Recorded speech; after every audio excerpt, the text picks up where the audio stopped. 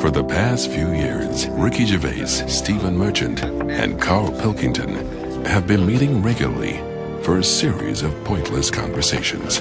This is one of them. Testing. Is that all right?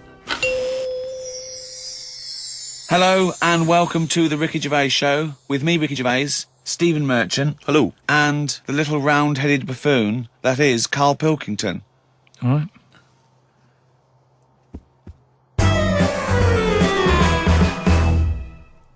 Carl, Joe from Bradford asks, what body parts can you live without? He wants to know. He's obviously having sleepless nights thinking about this. What, so... With a brain. He's coped this far. Yeah, I did a bit of an experiment on this, right? Brilliant. It's my job at home to wash up, right? Suzanne does... She gives you all the really big responsible ones. Yeah. She sort of like pays the bills and wires the house. And you go, what can I do? And you can go, well, you can go and play with the worms in the garden. Yeah. So anyway, so it's my job to wash up and that, right? And I thought to sort of make it interesting and stuff, I thought, I wonder if I can do it, right? If I didn't have any thumbs. And so what did you do? So I just sort of You sliced off your thumbs. I just sort of held them in, and it's amazing how, like, it took me ages. Just having, like, that one thing gone. Well, it's part of our evolution, the opposable thumb. Basically, that's when we soared. These are milestones in human evolution. The opposable thumb, the forward-facing eyes, the upright. These are massive things in taking us out of the animal kingdom. And one day, Carl, you'll walk upright. But what do you mean about eyes facing forward? You mean before we got here, there was people whose eyes were looking in their head? So, when you were doing this experiment, washing up, you say that you found it difficult, it took you ages. So you didn't just give up once you realised how essential thumbs were. No, you actually washed up everything. I just think of Suzanne walking in and Carl's there, just covered in water and very liquid suds, standing on a pile of broken crockery. Yeah, plunging his face into the sink every 30 seconds and just swishing his head around. But we talked about the washing up thing before, haven't we? And I sort of look out of a window, so the sink's in front of the window. Yeah. And that's why I quite like washing up, because I can just look out onto the street, see people going past. There's like a local homeless fella called Franco. You know, I look out and he's all right and everything. Sure. But I was looking across the way, right, and there's some there's some Chinese people who live in a flat, right, really small flat, and they're up till all hours. I don't know what they're doing. But they decide to back up at about 3:30 in the morning. Right? They're always really noisy and that. But above them, there was some woman, right, who the sort of bedroom is on par to our kitchen, right? Yeah. So I'm sort of washing up, Yeah. and I sort of look across and see this woman with like, you know, no pants on and that, no bra and that. Naked. Yeah, just That's the word you're looking for. yeah, she's just wandering about, you know, on that. So I was like, oh, what's going on here? So I carried on washing up and that, right? And kept looking, and then I was looking and she looked at me, right? So we made eye contact. Sure. So I was like, oh God, right? So what I thought the best thing to do was sort of drop me pants a little bit. just a little bit, just like, you know, I had boxer shorts on and that. I thought if I just show a little bit of sort of arse cheek, then it's kind of like, right, we quits. Right? I don't understand the thinking. So Suzanne's watching the telly, right? I think she was watching Sex and the City or something. Yeah. She sort of turns around to see how I'm getting on with the washing up, right? She sees me with, like, me pants sort of down a little bit with my arse out. She said, what are you doing? I said, don't look now. I said, but there's a woman over the road, right, with no pants on and that. She caught me looking. I'm just giving her a bit back. I love the fact that he explains the rules and Suzanne's meant to go, okay. That makes sense. But I don't. So hang on. So you showed a bit of your arse. You turned presumably to show the arse, or waggled the arse at the woman. I had to lift it up a little bit on the sort of on the draining board. What? Hang on though. What did she do? Did you register her reaction when she saw a bit of your arse? What happened? When she saw my arse, yeah. Well, then I wasn't looking because I thought, in a way, I don't want it to look like well, I've seen a bit of your stuff, here's a bit of mine. I just thought, at the end of the day, I caught a glance of you. It's only fair. You've had a bit back. You know, I'm not making a big deal out of I it. genuinely think James Stewart missed a trick here in Rear Window. Yeah. This would have been, you know, a much better film had James Stewart just popped his pants down. It would have given a whole new meaning to the title Rear Window. Yeah, exactly. It's tricky, though. I seem to be surrounded by people like that. Remember that film, that Sliver or something? Okay, right. When they've got video cameras. Yeah. I'm just looking onto everybody's world and just seeing what people are getting up to. There's nothing wrong with that. Brilliant. That's why I like washing up.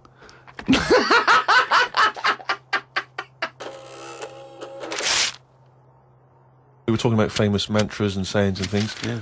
Never has a Manc said so much to so many that means so little. Brilliant. So you can have that on your headstone. Rupert. Your little round headstone. Rupert's in the Isle of Man. He says, I don't know if you knew this, Carl, but apparently octopus's testicles are located in their heads. Yeah. But then, to me, that isn't that amazing, because at the end of the day, an octopus, really, all it is an head, isn't it? So everything it's got has to be in the It has head. to be in the head. It'd look daft if they dangled down below. Right? So all it is, I mean, there's a lot Hang of on, facts. it'd look daft if they dangled down below. I'm wondering if that could almost be the B-side to B-side to Knob at Night. I could eat a knob at night. James Round says, Carl, if you could be anyone in the world, who would it be? Dead or alive? Why would you choose to be a dead person? No, but sometimes, like, there's people who are now dead, but everybody raves about them. What I mean is, if... Oh, just answer the question. Who would you be and why? It's someone you admire or you think had a good life. Just answer the but question. What I mean is, it's good to be remembered, like Winston Churchill is remembered as being a decent bloke, but I wouldn't want the hassle that he had. So I don't want to live his life, Right. but it's good to be... You'd like to be Winston Churchill, but you'd like to have a paper round instead of... Saving the world. yeah. That's what I mean, but is he saying whose job would I want to take on? It's not that complicated. The question is this: if he could be anyone in the world, who would Carl be? That's the question. That's all the information I've got. A lot of responsibility on a lot of jobs, isn't there? So, some of the names flowing through your head now? I was thinking Bruce Willis.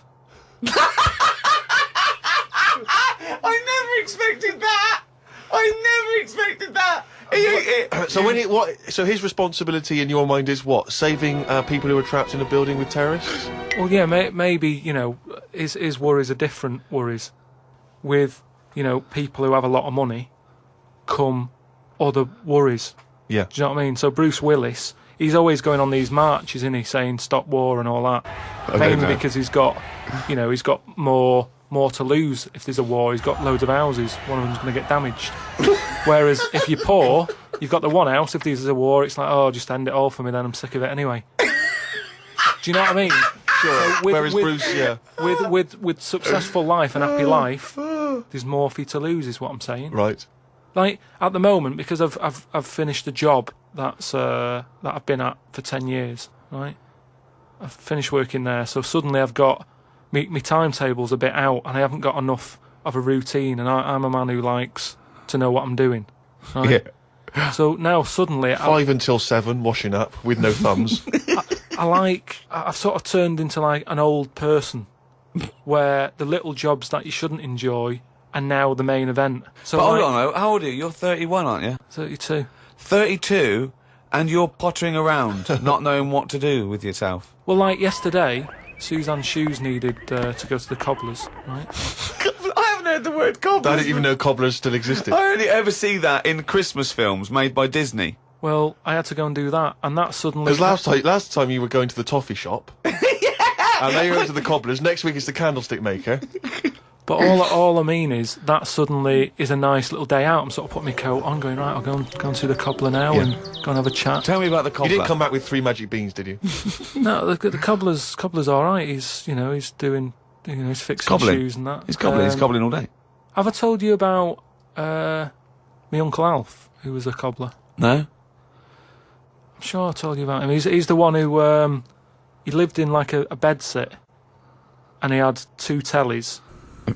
He had like one that that the sound didn't work on, Oh, and right. one that the picture didn't. But both together, it worked. Oh, right, okay. So as long as he was watching the same channel on both, sound came out of one telly, and he'd watch the picture on the other. Brilliant. And he slept in like a rubber dinghy, right? But he was. Whoa! You can't just let that slide. Why did you sleep in a rubber dinghy? He just liked boats and stuff, and he sort of. Yeah, I like boats, but they're better on the water. Beds are better to sleep on. Boats are better to sail on. Well, he just had it in there. It's a bed sit. It was really tight space. Boat sit. He's got this. He moved into a dinghy sit. He's got this dinghy, so he's thinking, well, rather than it get in the way, I might as well use it. Yeah. Right? But he was a cobbler, and he used to like repair like my shoes and that, right? Yeah. But he'd always sort of overdo them, right? So What do you mean? like, Fancy. do you know like Pimp My Ride on MTV? Yeah. Because he does up shoes, he'd go mental on them. What do you mean? There was the stereo. Yeah. Well, no, There was horns. He'd sound, Here Go comes faster, Carl stripes down the side. Yeah, here comes Mr. Pilkington. He's got the fastest shoes in the land. no, he'd just make shoes that would last forever. So instead of putting like one sole on, he'd put about 5 on. So it looked like one of them built-up shoes that you never see. He'd just put loads of stuff on. They'd last forever, but they did. But they look because like I was- orthopedic shoes. Yeah, yeah. It just like suddenly I was like 6'7" whenever he'd sort of sorted my shoes out. But he's a cobbler, and you know it's work. That's always there for you, isn't it? I suppose so. So you went out with to take Suzanne's shoes to the cobbler. Yeah, so that's it. Yeah, so I just took him to the cobblers and that was like a nice little job for the day. I got a leaflet through the door saying, you know, if you want to walk a dog, you know, the rates are good. I don't know what they pay and that. And I thought if I do that and get a paper round, 2 in 1. Sorry, you just went from a job, right, where you were the head of production at a radio station, dare I say it, on... can I discuss your... Well, it was an all right wage. Yeah. It was very But I good. wasn't happy, so it's pointless. No, I know that, but to go from the head of a department on a lot of money to walking dogs and doing a paper round, I don't know. No, but it's about being happy, isn't it? I know, but that's commendable if that's true, but... okay. And all that right. makes you happier. Well, I haven't walked the dog yet, but I'm just saying if I do, I mean, I'm not taking it if it's raining. I'm just thinking if it's a nice sunny day and I fancy a potter, I'll go round to her and say, well, how much are you paying? I'll take the dog a walk and Sure. stuff. But I can't believe some of the words that have cropped up. Potter, cobblers, toffee shop. It's very, very strange. Do you live in Narnia? A lot of people are sort of emailing in sort of brainy stuff Brilliant. and getting a lot of stuff about philosophy Oh, yeah. and all that. Descartes, that's another one that's mentioned on an email. Descartes, Yeah. the French philosopher. Yeah. What's your question? Well, he sort of cropped up on an email. Someone said, what do you think of him? And I was like, oh, I don't know. He famously he pondered his own existence. Cogito ergo sum. I think, therefore I am. He was thinking about that. He was thinking, how do I know all this is true, everything around me? And he thought, well, I can see it and I can smell it and I can hear it. And he went, oh yeah, my senses can be fooled. I could be dreaming. But if I'm dreaming, then at least I'm alive. At least I have some sort of consciousness. So if I'm even thinking about anything, I exist. I think, therefore I am. Cogito ergo sum. But we don't need to know the Latin bit. Why is everyone always going back to Latin? It was ages ago. Why is that language always being... And were Latin people always in a rush? Because they seem to be like words for full sentences. Why couldn't they just take the time and say what they want to say? And it's just like, what was the rush? to teach Latin. What about Plato? Right, Greek. Right, now, would you say he's a bright bloke? Yes, I would. I'd say he's a very, very bright bloke. Right, let me tell you this. Right, if he's that bright, you know how he got killed? No. Got hit on the head by an egg. Fucking hell! Well, he's not so clever then, is he? That's what I'm saying. Boo! What's the story with the egg? He was on holiday or something, right?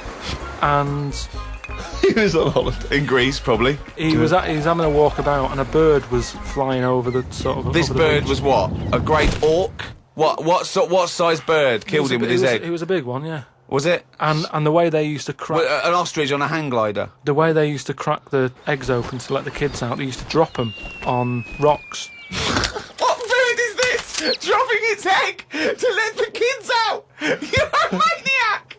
You are a maniac! And Plato had a little bald head. Right. So from the top, the bird's there looking down, and it goes, oh, there's a little rock, I'll drop the egg. Hit him on the head, killed him.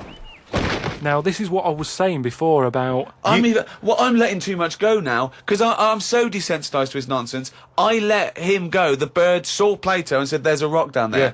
Well, if these birds are killing people with bald heads, you've got to be terrified. So, but listen, this is what I'm saying, though, right? Before about knowledge and that, how knowledge is hassle, or success is hassle. I think that was Newton. Knowledge is hassle. Now, but why is Plato's intelligence got anything to do with the fact that this bird dropped an egg on his head? Because he was intelligent, and he's probably earning a nice few quid Yeah. by giving out whatever messages he gave out. Yeah.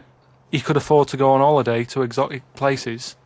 If he was working in a factory, he wouldn't have been on this beach with big birds dropping eggs, is what I'm saying. So, in a way, it backfired. His knowledge killed him. And that, I think, was Kierkegaard. His knowledge killed him. He shouldn't have been on the beach. He was only there having a break or whatever from doing what he does. It wouldn't have happened if he wasn't on holiday.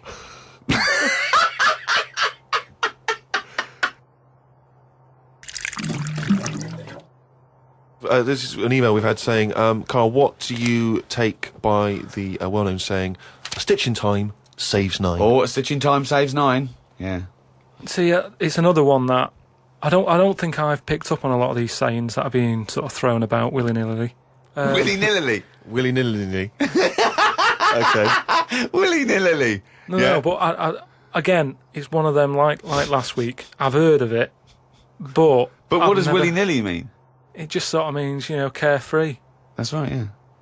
Okay, but what does a stitch in time So save 9 you mean? understood willy-nilly, so you used a phrase. but it sounds you nice, used doesn't it, it? you said it willy-nilly, but you sort of got the gist of it. So what does a stitch in time saves 9 mean? I don't know. What do you must mean you know. don't know? Think about it. A stitch in time saves 9. Is it to do with sewing? Well, yeah, sort of. So it's not that clear. So if you got a jacket, Yeah. and the seam starts coming undone, oh, there's a little bit of seam. I'll leave it. Oh, it's getting worse and worse. Soon your sleeve falls off. So you just need 1 stitch there. That'll do it. If you do it now, later you'll need 9 stitches. And that, of course, is an analogy to other things. But it depends if you're busy at that point, because if you've got something else that needs doing, that means that isn't being done because you're messing about sorting out a hole in your coat. Is what I mean. Yeah. You can't always do stuff straight away. So maybe, I don't know if there's a sort of a middle ground where you don't have to do it straight away, but stitching A stitch sometimes time, today. say in 15 or whatever, meaning you don't have to do it straight away, but just do it before it gets really bad. Brilliant. Do you think yours is less poetic than a stitch in time saves 9? So yours is, this is what you wanted to be a quote, right? Where, well, you could do it now, but if you're doing something else, then, don't do it immediately, but do it soon so it doesn't get really bad. Carl Pilkington. No, but it's the same. That's the same way I treat most things in life. It's like I never go to the doctors unless it's really That is sensible. bad. That is very good advice. No. That's brilliant advice Well, for it is, anyone though. listening. Never go to the doctors. Unless it's really bad. But that's why a lot of people, die because they don't want to bother the doctor, or they're mildly embarrassed, or they don't know symptoms, bad symptoms. Go to the doctor if you're not sure about something. Like you were terrified to go and have your prostate. Still not doing it. Why not? I wish I wouldn't talk about it because now Suzanne will listen to this and she'll go, "Oh yeah, you haven't been," and start dragging it up again. But why are you worried about a qualified doctor? I don't know what they're doing up there. What they What just year pop are we in? They. What are you talking about? They pop their finger up. That's what I mean, though. Why? Why are they still using the index finger? What, would you prefer the forefinger or the thumb, would No. you? No, what I mean is, we've got. Or a thumb on a stick, some kind of thumb on a stick. Yeah, would you prefer it to A be mechanical thumb, a robot thumb. Why isn't it just a little camera? Well, they put the camera up if they initially discover something.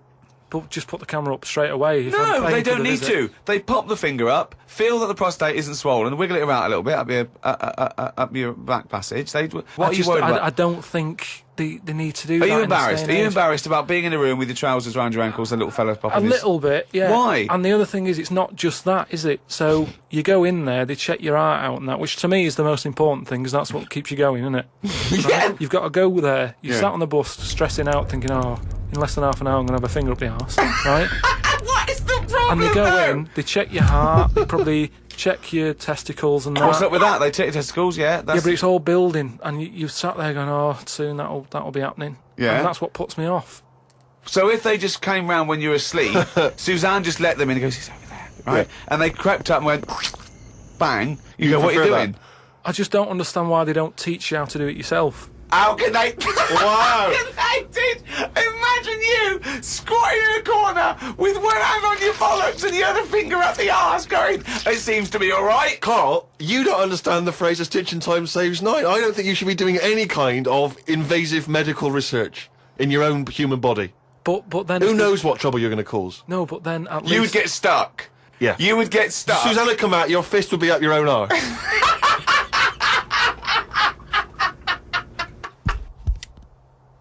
Okay, I think it's probably time. Let me just check my watch. Yeah, it's monkey news time. Oh, chimpanzee that monkey news, yeah. So this week, anyway, it's more about tall buildings and stuff. Oh, yeah. It was this bloke who was a builder. Oh, yeah. Right? And you know what builders are like? They sort of move about, don't they, from sort of building to building, just building. Well, yeah, well, once they built it, the building's done and they move on to build some more. Building to building, just Where- building, yeah. So he goes to his next job and that, right? Who does, the builder? The builder. Yep. He goes to like the The boss, new building. the boss of this building, who's building it. Right. Okay. Yeah. And he says what unto him? Do you need anything building? Okay. Right. Yeah. So anyway, he says, yeah, there's plenty of work and that going about. Yep. He said, we're working on this one here. He said, get going on it, like, there's your bricks and your cement and stuff, get on with it. Yeah. Any plans? So Just build. Just start building. Yeah. Go up. they're getting on with it and stuff, it's all going well. Yeah. But he notices that there's someone working high up, right, on the Okay. top bit. So anyway, he's saying to like the other workers, he's going, who's that up there? Who's that up Like, there? He's working on his own. The little fella, was he? And, The little hairy fella up there. Who's he's the little saying. hairy fella up there with the hard hat? and the other fellows are going, look, don't ask questions, the boss decides who he takes on. We're happy to be getting paid here. Don't ask questions! Well, I'll see him when he comes down. So he said, well, it's pretty impressive, the work rate he's doing, the way he's getting from one girder to the other. He doesn't Swinging, seem, is he? He doesn't seem to be scared of the heights or anything. He said, no, just let him get on with it, we work well as a team. So anyway, What nonsense is So- this? so- Oh, he believes all this. Yep. so he sees the boss and he goes, that fella up there, he's the fella up there, he's pretty good. And he's like, look, just get on with the job, I'll pay you, let's just all get on with our jobs. And that. Lunchtime comes, they're all sat on a little wall having the sandwiches. He's thinking he'll come down in a bit. He's just carrying on. Is he just still going? Still going on that, right? So the fella says to the boss man, he says, isn't that fella up there going to come down and join us for lunch? He said, like I said, mate, don't worry about him, right? He He's very secretive. I'm suspicious about this fella. I don't know. Yeah, why, I don't know. I don't know why he's working through his lunch. I don't know why he's not scared of heights. And I don't know why he's swinging from girder to girder. It's weird. Go on. So he said, oh, anyway, you've reminded me that he's up there. He said he's doing a lot of riveting and stuff up there. He probably needs some more nuts to... Right, sure. And what kind of nuts is that? Is that nuts to food or...? So he said, what, nuts? He said, yeah, just there's a bag full of them there. Just put them on the hook, send them up, and he can get on with his job. So anyway, he picks these nuts up. Nuts, right? yeah. Just hooks them on. He thinks they're not that heavy, No. considering, they're normally pretty heavy, aren't they? Like nuts big and bag of bolts and nuts, stuff. yeah. So anyway, he has a little glance in. Oh, no, what's in there? Nuts. What, you mean nuts that you can eat? Nuts that you can eat. Oh. Right? So they send the bag up and he's thinking, what's all that about? He checks him out, starts to stare, works it out. You can see that he's a little chimp running about. So he goes, I'm not happy with this. Why So- isn't he? Because he's working for an organisation that's, there's unions for this sort of stuff, isn't there? Yeah, he's not going, that's amazing. They've got a chimp riveting this building together. Yeah. That's not scary. He's wondering if they're breaking union rules. So he You goes... don't have to talk So he goes and has a word with He the boss. goes to the boss and he goes, look, I've worked out what you're playing at here. Yeah. He said, oh, them Is out the there. boss sitting in a tyre? So he goes, look, we're just all trying to earn a living here. He said, don't get involved in it. I'm happy to pay you, but I'm paying him. Don't interfere. He's paying him. And he's saying, look, I'm just not happy with this. It's not allowed. So the boss was saying, well, We to be pay honest, peanuts. mate, We get monkeys. he said, to be honest, mate, you know, he's a great worker. He's known for doing what he does. He's a good grafter. If one of you's going to go, right, I'm afraid I'll have to let you go because he's Blimey. been here longer than that. Yeah. He was made redundant. None of because that the monkey- happened. He was laid off. None of that happened. He's laid off from that. And that's No. where that saying about, you know, like there's a lot of tower blocks and that in America. It's like the chimp off the old block is where... So that's monkey news.